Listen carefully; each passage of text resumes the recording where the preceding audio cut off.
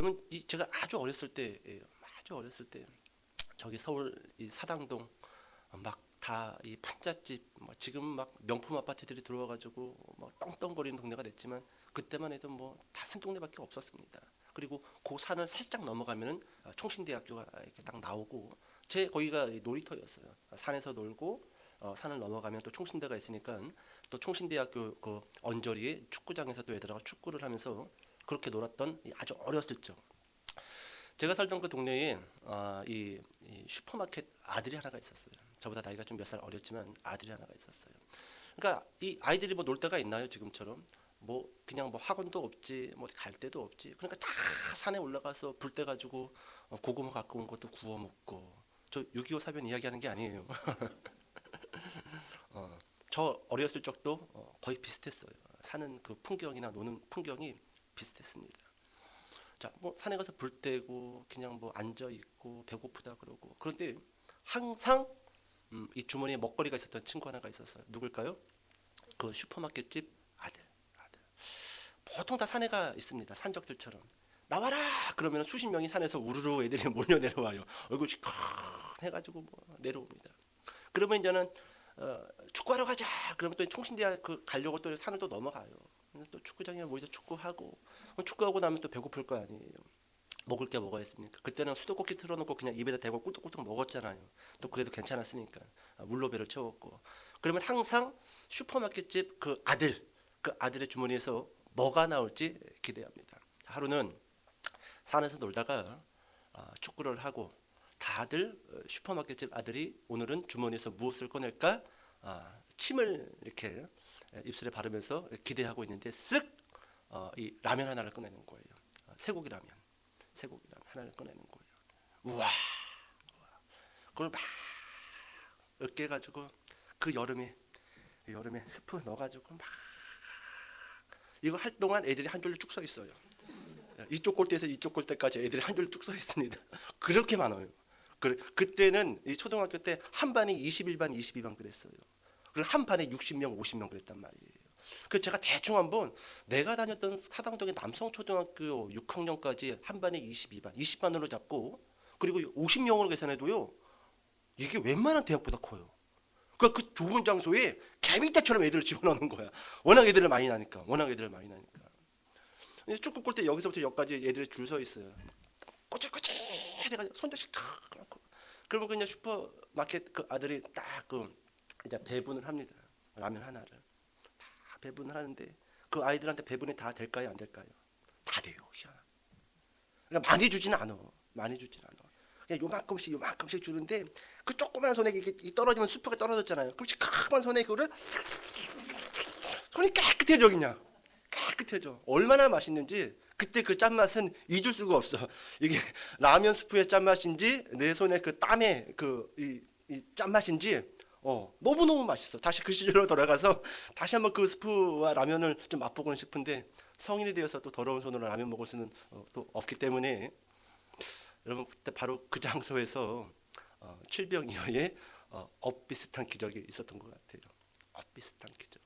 그 라면 하나로 수십 명의 아이들이 나눠 먹고 또 행복해하고 집으로 돌아왔던 그런 추억들이 있습니다. 자, 여러분 오늘 마가복음 8장으로 진입을 합니다. 8장 1절부터 10절까지가 칠병이어의 사건이 기록이 되어져 있어요. 자, 그런데 잠깐 이 6장부터 오늘 이 칠병이어 사건까지를 잠깐 좀 우리가 좀 대조 비교를 하면서 제가 잠깐 설명을 드릴게요. 여러분 오병이어 사건이 기억나시죠? 앞전에 오병이어 사건이 있었습니다. 잘 봐요. 여러분 오병이어 사건 있고 나서 배 타고 넘어갔어요. 그러다 풍랑을 만났어요. 기억나시죠? 오병이어 사건 배 타고 넘어갔습니다. 그리고 넘어가서 예수님에게 정결법으로 시비 걸었던 바리새인과의 대화가 있었어요. 이것은 떡 문제였습니다. 왜 떡을 손을 씻지 않고 떡을 먹습니까? 그렇지요? 잘 봐요. 오병이어 사건 배를 타시고 그리고 바리새인들과 시비가 붙고 그리고 그 내용은 떡에 대한 대화였습니다. 그리고 두로라는 지역에 가서 어떤 여자를 만났죠? 수로보니게 족속의 여자를 만나서 귀신 들린 어린 딸을 치유해 주셨습니다. 그리고 나서 데가볼리 지역을 돌고 다시금 갈릴리 호수 언저리에 와서 농알을 치료해 주셨어요. 이 스토리가 쭉 연결됐지요. 여러분 오늘 8장, 이 8장 이 한 장이요. 방금 제가 오병이어에서부터 농아를 치유했던 그 사건까지가 압축적으로 똑같은 그 순서와 사건으로 8장이 압축되어져 있습니다. 네. 봐볼까요? 진짜인지 아닌지? 여러분 성경을 봐보세요. 자, 여러분 8장 1절부터 10절까지가 칠병이어의 사건이었어요. 이거는 오병이어의 사건과 똑같습니다. 그리고 나서 오병이어 사건 이후에 무엇을 타셨다고요? 배를 타셨죠? 그럼 확인해 봅시다. 배를 탔는지 안 탔는지. 자, 10절 말씀 읽어보세요. 8장 10절 시작. 똑같지요? 오병이어 사건의 배를 타신 거와 칠병이어 사건의 배를 타신 게 똑같지요? 그리고 배를 타고 넘어가서 누굴 만났다고 했어요? 오병이어 사건 때? 종교 지도자들. 바리새인들이 시비를 걸었잖아요. 정결법으로. 자, 봅시다. 11절, 8장 11절만 읽어봅시다. 시작.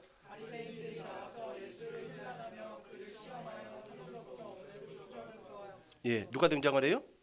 바리새인들이죠. 순서가 똑같지요? 사건이 똑같지요? 자, 그리고 나서 여러분 14절부터 좀 읽어봅시다. 14절부터 시작. 야, 여기까지만. 여러분 바리새인들을 만나가지고 예수님의 오병이어 사건에 어떤 대화를 주로 이야기했죠? 정결법이지만 떡 문제였어요. 마찬가지입니다, 여러분. 14절에 제자들이 떡 가져오기를 잊었음에 배에 떡 한 그릇밖에 그들에게 없더라. 자, 그리고 나서 오병이어 사건 앞에 사건 있죠. 그렇게 바리새인들과 정결법 떡에 대한 대화를 나눈 이후에 두로에 가서 치유하시지요. 자, 마찬가지예요. 8장 22절로 넘어가 봅시다. 8장 22절. 자, 시작.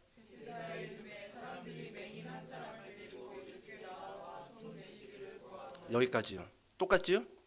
똑같죠? 오병이어 사건, 배를 타시고 바리새인들을 만나고 떡에 대한 대화를 나누시고 두루에 가서 치유하시고 그 순서가 똑같습니다. 똑같아요. 장소만 다르고 사람만 바뀌었지 지금 똑같은 스토리가 반복되어지고 있단 말이에요. 마가는 이것을 의도적으로 그리고 예수님은 이것을 의도적으로 다시 한번 제자들과 선교 사역을 하시면서 반복적으로 보여주고 가르치고 훈련시키고 있단 말이에요. 자, 마지막 무엇이 똑같은가? 여러분 오병이어 사건 맨 마지막 농아의 치유를 많은 무리들이 보고 여러분 7장 37절 읽어봅시다. 7장 37절. 자, 시작. 잘하였도다. 못 듣는 사람도 듣게 하고 말 못하는 사람도 말하게 한다 하니나. 아멘. 여러분 이것은 무리들이 예수님이 농아를 치유하는 그 사건을 보고 나서 나름대로 표현하는 신앙의 고백입니다. 잘하였도다. 듣는구나. 말도 하는구나. 우리 예수님 참 잘하시는구나. 이거는 그들만의 찬양법이고 그리고 신앙의 고백적인 하나의 단면의 모습이라는 거예요. 그런데 여러분 칠병이어 사건도 똑같습니다. 치유하시고 나서 맨 마지막에 누가 예수님을 찬양하고 누가 예수님을 그 신앙의 고백을 하냐 하면은 여러분 8장 27절 넘어가 보세요. 8장 27절에 시작.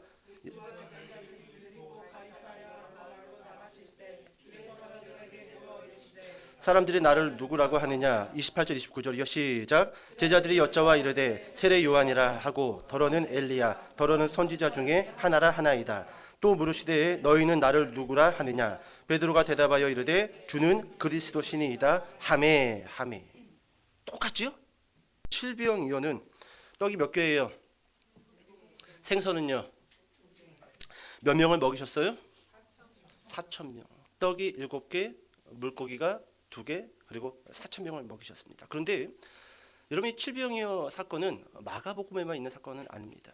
마태에도 이 칠병이어의 사건을 기록을 하고 있는데 마태는 마가보다 좀 더 자세하게 기록을 해주고 있어요. 제가 잠깐 읽어드릴까요?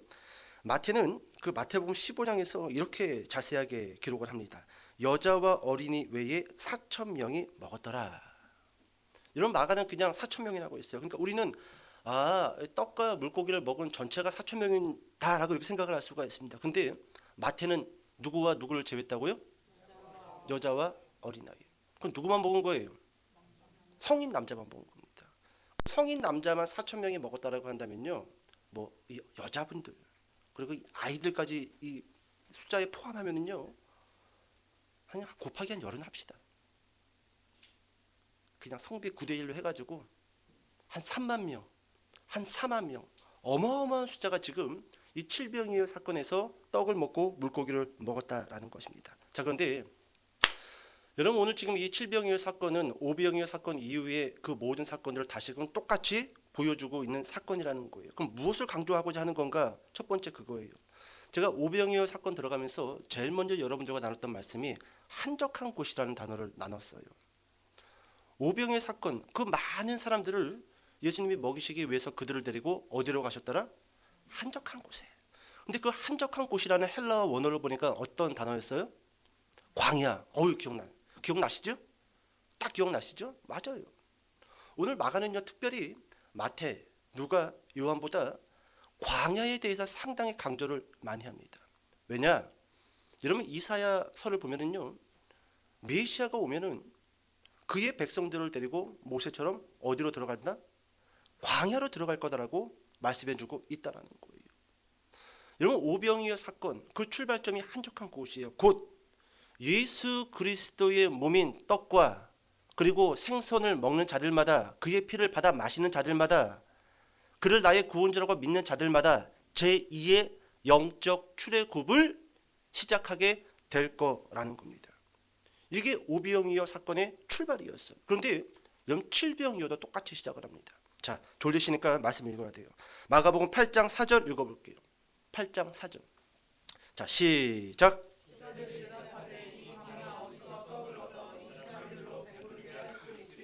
아멘. 어디예요? 지금 이 장소가? 광야입니다. 같아요. 다시 한번 마가는요, 광야를 강조하면서 출발하고 있어요. 광야. 여러분, 제가 이 주일날 여러 번 이야기했어요. 예수를 믿는다고 하면서 예수를 쫓아 광야로 들어가지 않은 사람은 구원 얻을 수 없습니다. 그 사람의 모태신앙 상관없어요. 그 사람이 나면서 죽을 때까지 교회에서 예배를 드렸다 할지라도 상관없습니다. 중요한 것은 성령으로 거듭난 자들, 성령으로 인침을 받은 자들마다 예수를 쫓아 어디로 들어간다라는 거예요? 광야로 들어가요.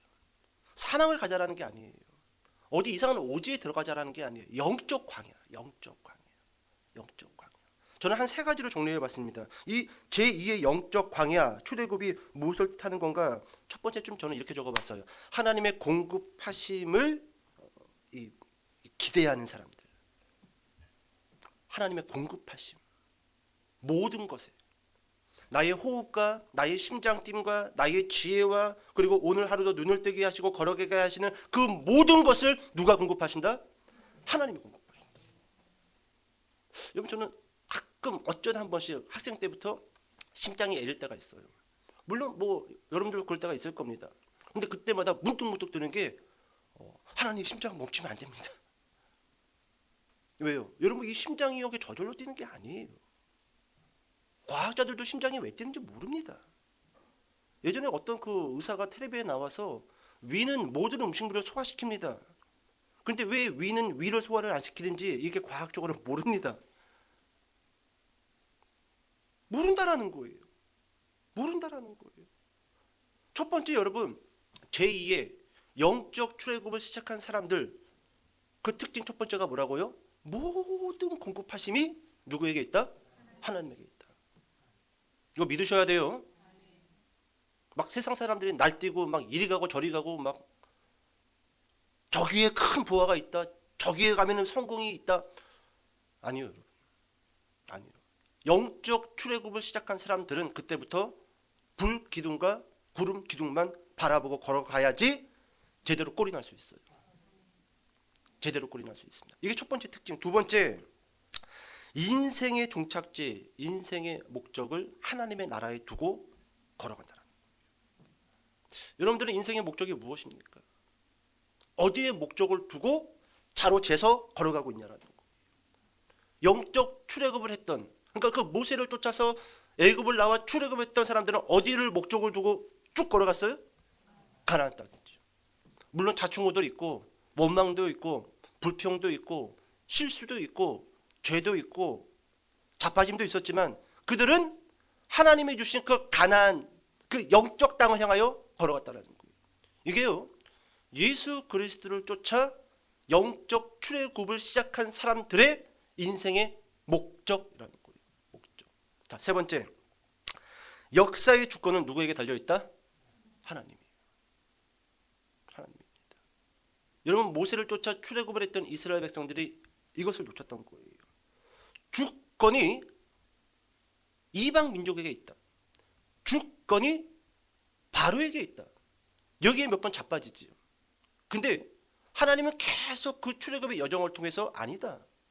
너희의 미래와 너희의 역사의 주권은 내 손에 있는 거다. 그게 당장은 안 보이는 것 같고 바로의 주권과 그리고 이방의 왕들의 주권이 훨씬 더 높은 것 같아도 속지 말라라는 거예요. 결국 때가 되고 시간이 되면은 내가 그 모든 역사의 주권을 내 손에서 왼쪽으로 옮기고 오른쪽으로 옮기고 멈추게 하고 가게 하고. 따라해 봅시다. 역사의 주권은 하나님에게 있다. 그렇습니다. 이게 여러분 마가가 오병이어 사건 그리고 마가복음 1장에서 그리고 마가복음 8장의 칠병이어 사건을 통해서 다시 한번, 그러니까 정확히 말하면 세 번째죠. 세 번째 강조하고 싶었던 메시지예요. 예수 그리스도를 믿는 자들마다, 성령을 받아 구원받은 자들마다 영적 출애굽을 출발한다는 거예요. 여러분, 교회 안에 앉아 있으면서도 여러분 영적 출애굽 한 발짝도 안 뗀 사람들 엄청 많습니다. 엄청 많아요. 여러분, 기독교는 종교가 아니에요. 그냥 수많은 종교 가운데 위로받고 평안을 얻고 사람들 만나려고 모이는 그런 종교가 아니에요. 우리는 각각의 처소에서 영적 출애굽을 출발한 사람들입니다. 달라요, 여러분. 눈빛이 다르고 삶의 태도가 다르고 자세가 달라요. 지금은 똑같은 것 같지요? 같은 자리에서 앉아서 예배드리고 같은 옷을 입고 같이 놀러 다니고 같이 밥을 먹으니까 우리 똑같은 뭐 친구 같죠? 아니에요. 결과는 지옥과 천국이에요. 정확합니다. 그래서 여러분, 다시금 마가는 칠병이의 사건을 통해서 너는 예수를 쫓아 광야로 들어가라라는 거예요. 언제까지 머뭇하면서 간보고 있겠냐라는 거예요. 인생 길어요, 짧아요? 짧아요. 우리 이창현 전도사님, 그리고 우리 또 무안에서 올라오신, 그래, 맞아요, 현님, 이름이 참 이쁘셔요. 현님이 권사님. 인생 짧지요? 겁나게 짧아라. 우리 전라도 무안 사투리 겁나게 짧아라. 허벌나게 짧아라. 짧아요. 순식간입니다. 과연 나는 언제까지 머뭇머뭇하면서 그 광야 어귀에서 간보고 있겠냐라는 거예요. 들어오세요. 들어오세요. 쏜사야 같이 인생이 지나간다는 것이죠. 자, 여러분, 칠병이어와 오병이어의 다른 한 가지, 물론 찾으면 더 있겠지만 대표적인 한 가지가 있습니다. 뭘까요? 이거예요. 오병이어는 갈릴리를 중심으로 서쪽에서 있었던 기적입니다. 여러분, 갈릴리는요 쭉 그어서 남북으로 그어서 서쪽은 이스라엘 땅이에요. 유대인들 정착지입니다. 그리고 동쪽은 이방인들이 거주하는 지역이에요. 이방 땅입니다. 여러분, 오병이어는요 갈릴리 남북으로 쭉 긋고 서쪽에 있었던 사건이에요. 누구를 먹이신 거예요? 그러면은 유대인들을 먼저 먹인 겁니다. 먼저는 유대인이요, 그 다음에 헬라인이로다. 로마서 1장 16절의 말씀이 있지요. 여러분, 바로 오늘 이 칠병이어는요 동쪽의 데가볼리 지역을 돌아서 동쪽의 갈릴리 지역에서 있었던 사건이에요. 그래서 오늘 이 칠병이어는 누구를 먹인 사건이냐면 바로 이방인들을 먹인 사건이라는 것이지요. 자, 오늘 본문으로 들어가 봅시다. 자, 1절부터 3절 같이 한번 읽어볼게요. 8장 1절부터 3절. 자, 시작.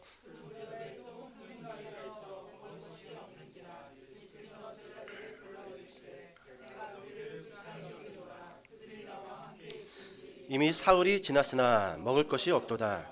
만일 내가 그들을 굶겨 집으로 보내면 길에서 기진하리라. 그 중에는 멀리서 온 사람들도 있느니라. 아멘. 자, 여러분, 8장 1절에 보니까 예수님이 제자들을 이렇게 쳐다보시면서, 야, 베드로부터 야 막내까지 좀 이렇게 모여봐라. 직별해라. 예, 예수님. 뭐 사람들이 수만 명씩 막 있어요. 막 광야에 막 있습니다. 야, 대충 보니까 지금 이 사람들이 지금 집을 떠나서 지금 3일째 나를 쫓아서 말씀도 듣고 같이 졸졸졸 따라다니는데, 이제 이 사람들 오늘 이 3일째 되는 날 그냥 마치고 돌려보내야 되는데, 야, 여기 이 사람들 중에 두루에서 쫓아온 사람이 있어. 그 위 시돈 있지? 얘 시돈이요? 거기서 쫓아온 사람도 겁나게 많어. 뭐 대가벌리는 대충 뭐 한 몇시 한 서너 시간 걸어가면 되는데 두루 시돈 며칠 걸어가야 돼. 여기 지금 본문에 그렇게 나와 있습니다. 이 사람들이 3일 동안 아무것도 먹지 못하고 광야에 들어와서 나에게 말씀을 배웠다. 이제 돌려보낼 건데 이 사람들 돌아가다가 죽는다. 그 제자들을 싹 불러 모았어요. 주저리 예수님이 제자들에게 이야기하는 겁니다. 그럼 여러분, 머리가 비상하게 돌아가는 사람은 뭘 그걸 우리한테 물어보세요. 그렇게 되물으면 됩니다. 그럼 여러분, 여기에는 의도가 있는 거예요, 없는 거예요? 있는 거예요, 없는 거예요? 있는 거예요. 8장 1절, 예수께서 제자들을 불러 이르시되, 그리고 주저리 3절까지. 지금 여러분, 예수님은요 제자들을 불러놓고 제자들이 보고 있지 못하는 문제 하나를 제시하고 있다는 거예요. 그리고 이 문제에 대해서 너희는 어떻게 생각하느냐, 너희는 무엇을 생각하고 있느냐, 그 대답을 좀 해보라는 겁니다. 자, 그럼 4절 읽어봅시다. 4절. 자, 시작.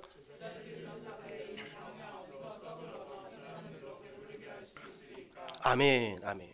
드디어 제자들이 대답을 하지요. 예수님의 문제를 제기했고 제자들이 대답을 합니다. 근데 여러분, 그 대답이 참 좀 어이가 없어요. 이 광야 어디서 떡을 얻어 이 사람들로 배부르게 할 수 있으리까? 아주 현실적인 대답이에요. 뻔한 대답입니다. 여러분, 이 8장 4절을 원문 헬라어를 직역해서 제가 읽어드릴게요. 어떤 사람이 어디에서 이 모든 사람들을 여기 이 광야에서 이 떡으로서 배부르게 할 수 있습니까? 원문 직역은 어떤 사람이 어디에서 이 떡을 먹일 수 있겠습니까? 어떤 사람이? 이게 지금 제자들의 대답이에요. 예수님의 그 문제 제기, 제자들을 불러 주저리 그 문제 제기는요 의도가 있었던 문제 제기였어요. 근데 너무 뻔한 대답, 너무 현실적인 대답. 어떤 사람이 어디에서 이 떡을 이 많은 사람들에게 먹일 수 있습니까? 그럼 여러분, 오늘 예수님이 여러분들을 불러놓고 이 문제 제기를 했다라고 해봅시다. 예수께서 기쁨의 교회 성도들을 불러 이르시되 주저리 어떻게 할 거냐? 누가 좀 대답 좀 해보세요. 예수님이 문제 제기를 했어요. 여기 한 500명이 있다. 이들을 그냥 돌려보내면 허기져 쓰러질 수도 있다. 그렇게 문제 제기를 했단 말이죠. 지금 제자들은 어떤 사람이 어디에서 이 모든 사람들을 이 떡을 가지고 먹일 수 있겠습니까? 라고 대답을 했어요. 그러면 여러분들이라고 한다면 어떻게 대답을 하시겠냐라는 거예요. 어떻게? 여러분, 실제로 성경 창세기부터 계시록까지, 그리고 우리의 그 예수님을 쫓아 출발한 그 광야 여정의 출발부터 과정, 그리고 이 마침표까지는요 계속 예수님은 우리에게 문제 제기를 하십니다. 답답할 정도로 문제 제기를 하세요. 믿음의 조상 아브라함 여차저차 해가지고 결국 아버지 하란에서 돌아가시고 다시 한번 하나님이 그에게 가라 해가지고 가나안 땅으로 들어왔어요. 근데 들어오자마자 무엇을 만나지요? 기근, 환장하는 거예요. 아니, 2번씩이나 나타나가지고 나보고 가라고. 이제 아빠 갔으니까 너는 가라고, 싹 버리라고, 친척 아비집 싹 버리고 다 가라고. 갔더니 뭐 있을 줄 알았어요. 덕과 꿀이 흐르는 뭐가 있을 줄 알았어요. 가라고 했으니까. 근데 가자마자 기근을 만나요. 문제 제기. 너 여기에 대해서 어떻게 생각하니? 너 대답해봐라.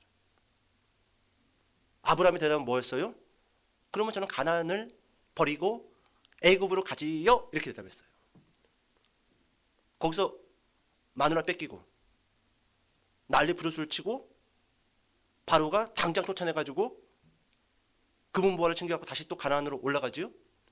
문제 제기를 하신단 말이에요. 문제 제기. 여러분, 야곱 볼까요? 형에게 거짓말을 하고 삼촌 라반의 집으로 도망가다가 베델이라는 지역에서 그 밤에 천사가 오르락 내리락 하고, 그리고 하나님이 그에게 대답을 하십니다. 걱정하지 마라. 내가 네 아버지 아브라함과 이삭에게 약속했던 이 땅을 너에게 허락할 것이다. 그리고 너는 네가 어딜 가든지 내가 너와 함께 할 것이고 복을 줄 것이고 다시 이곳으로 돌아오게 할 것이다. 그리고 삼촌 라반의 집에 갔어요. 저 문제 없어. 근데 20년 동안 아무 대답이 없어. 이 문제 제기예요. 너 20년 동안 내가 그때 베델에서 너한테 했던 그 약속 응답 안 되지지? 너 거기에 대해서 어떻게 생각하니? 넌 무슨 생각을 하고 있니? 좀 대답 좀 해봐라. 이게 계속 하나님의 우리에게 던지고 있는 문제예요. 너는 거기에 대해서 대답을 하라는 거예요. 어떻게 대답할 거냐라는 거예요. 모세가 볼까요? 사람 하나 죽이고 광야 40년 장인 이드로의 양떼를 치다가 떨기나무 불꽃에서 하나님의 음성을 듣지요. 근데 여기서 하나님이 문제를 제기합니다. 내 백성이 학대와 괴로움과 신음 속에 있다. 그래서요. 너는 어떻게 생각하니? 대답 좀 해봐라. 이때 모세의 대답은 무엇이었죠? 내가 누구이기? 내가요?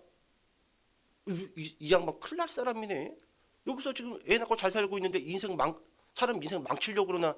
하나님, 내가 하나님 아는데요. 하나님 조금 더 이렇게 쑥 들어가서 믿으면 인생이 피곤하더라고요. 전 냅두세요. 이게 여러분 모세의 대답이었어요. 그 문제제기 앞에. 우리도 마찬가지 아닙니까 지금?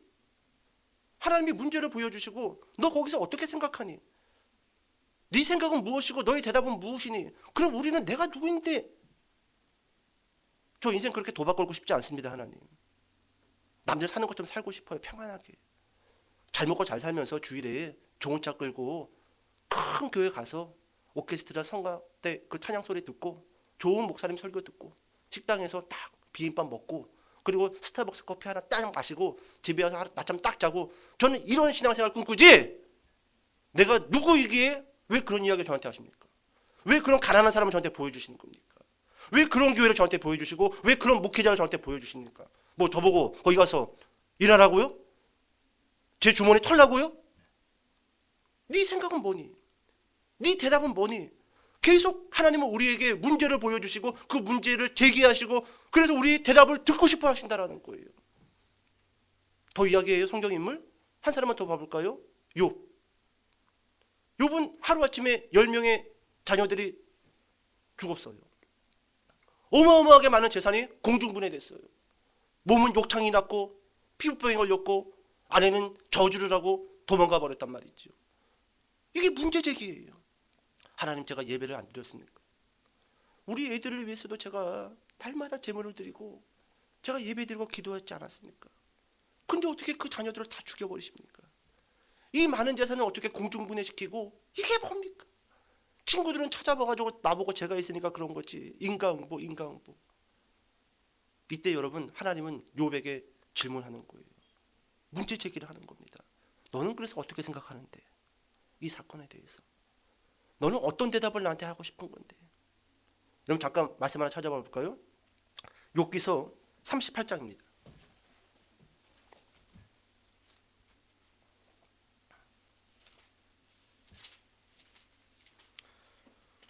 욥기서 38장 구약성경 799페이지.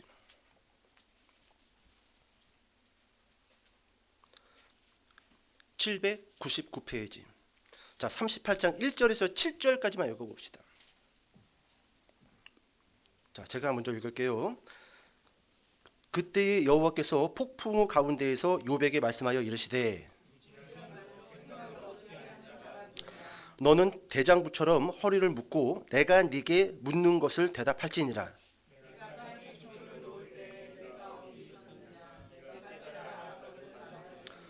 누가 그것의 도량법을 정하였는지 누가 그 줄을 그것의 위에 띄웠는지 네가 아느냐.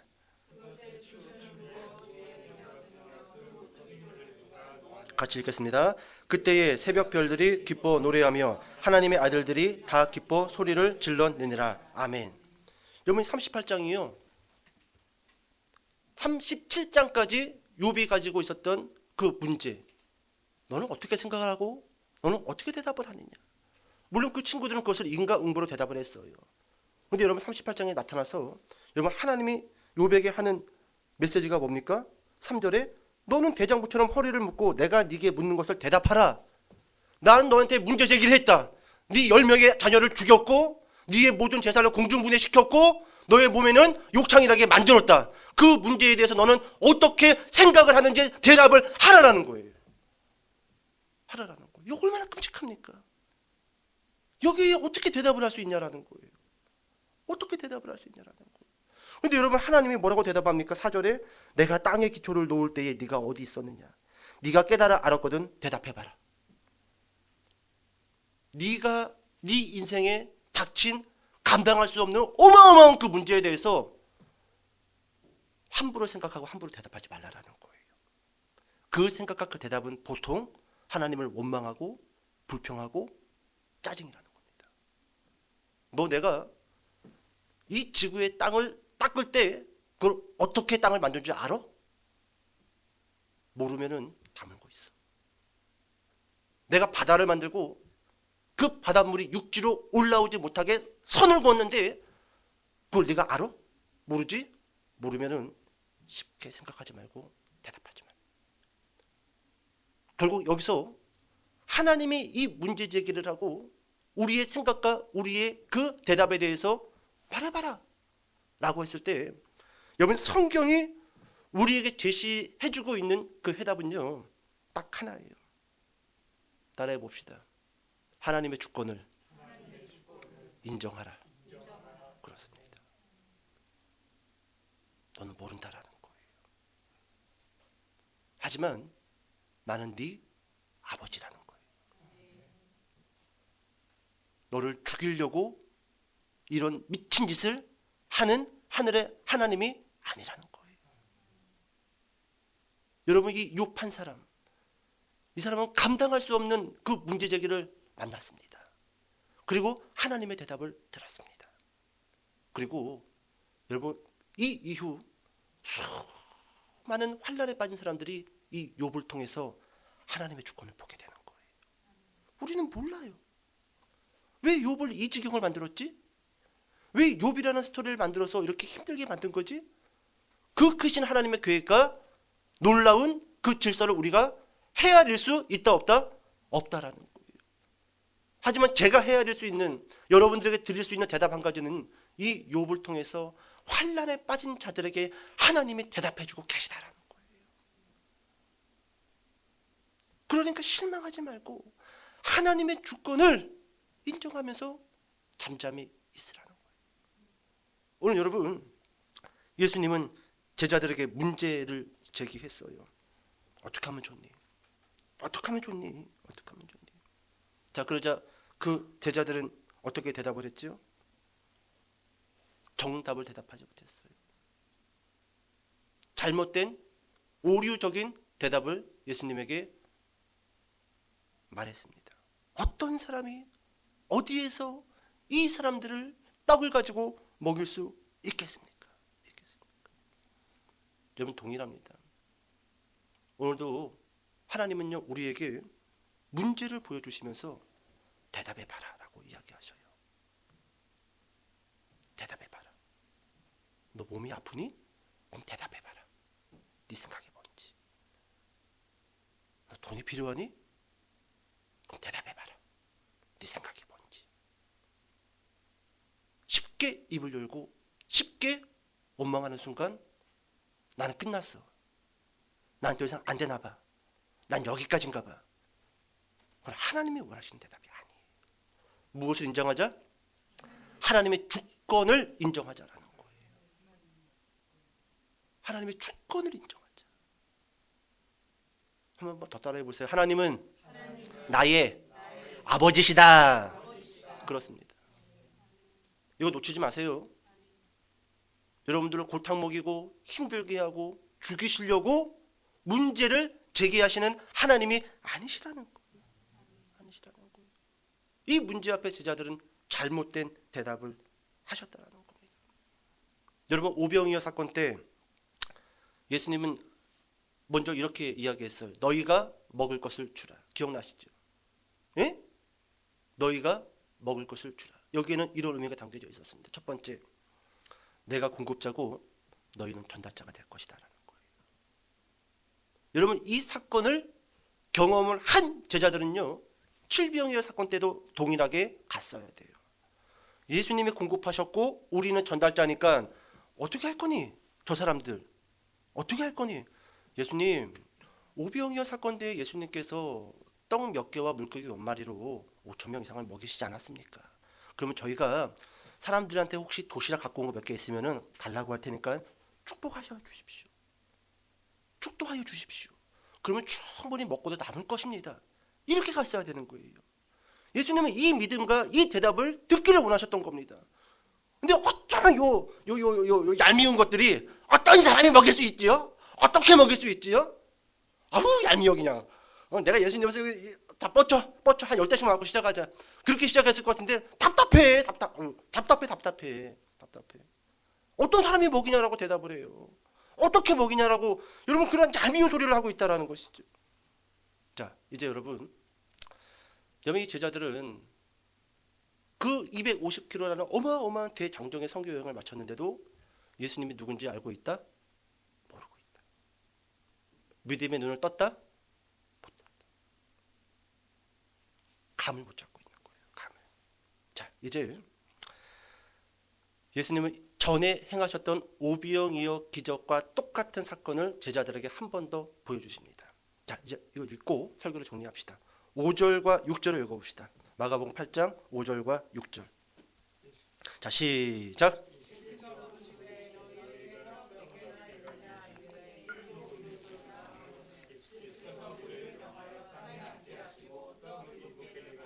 축사하시고 떼어 제자들에게 주어 나누어 주게 하시니 제자들이 무리에게 나누어 주더라. 아멘.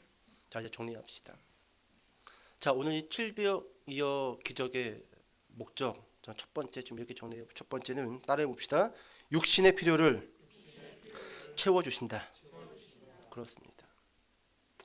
여러분, 우리는 하나님을 믿으면서 하나님의 영적인 것들에만 관심이 있으신 분 이렇게 오해할 때가 있습니다. 그렇지 않아요.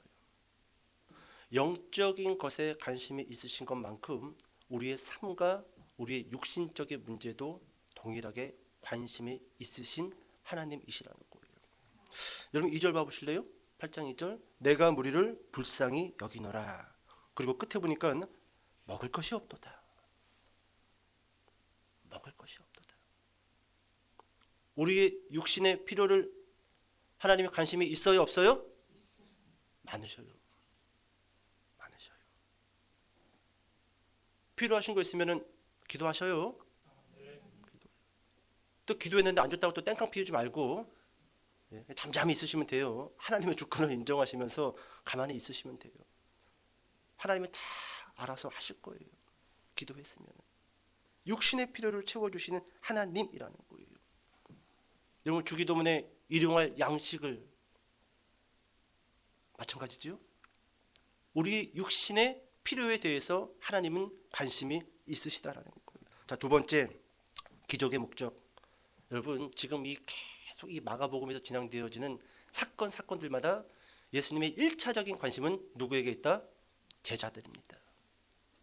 제자들의 눈을 뜨게 해야 돼요. 그 사람들이 눈을 떠야지 이 사람들이 쫙 흩어져서 제자를 양육할 수 있단 말이지요. 맹인이 어떻게 사람을 인도할 수 있냐라는 거예요. 여러분 제가 하나님의 말씀에 대해서 눈을 뜨지 못한 목회자라고 생각해 보세요.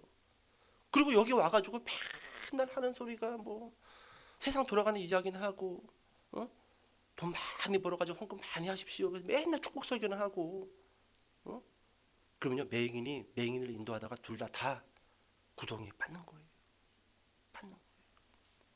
예수님의 이 기적의 목적 두 번째, 제자들을 훈련시키고 가르치시기 위한 목적이라는 겁니다. 목적이라는 거예요. 근데 여러분 오늘 드디어 오병이어 한 바퀴, 칠병이어 한 바퀴 돌리시잖아요. 그리고 나서 이 칠병이어 맨 끝에 신앙 고백, 베드로의 신앙 고백, 그게 뭐였지요? 주는 그리스도시요 살아계신 하나님의 아들이신. 듣잖아요.